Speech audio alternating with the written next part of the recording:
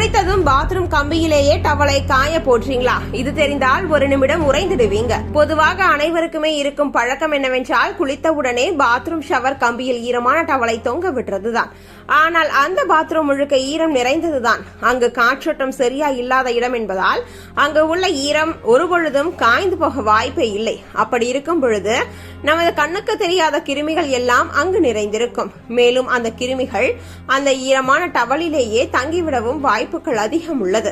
குளியலறை எப்பொழுதும் ஈரப்பதம் நிறைந்த இடம். அங்கு தொங்கவிடப்படும் ஈரமான துணியின் காற்றோட்டம் குறைவதனால் பாக்டீரியா மற்றும் பூஞ்சை மிக வேகமாக பெருகும்.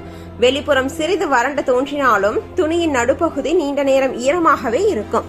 இதுவே தோல் நோய்களை ஏற்படுத்தும் முக்கிய காரணங்களில் ஒன்றாகும்.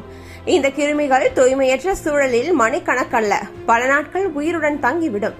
அந்த துணியை நாம் பயன்படுத்தும் பொழுது அவை நேரடியாக நமது உடலுக்குள் சென்று தோல் சிவத்தல், அரிப்பு, தொற்றுகள் போன்ற பிரச்சனைகளை ஏற்படுத்தும். அதனால் ஈரமான துணிகளை பாத்ரூமில் உலர்த்தாமல் காற்றோட்டமும் வெப்பமும் உள்ள இடத்தில் முழுமையாக காய வைப்பது மிகவும் அவசியம்.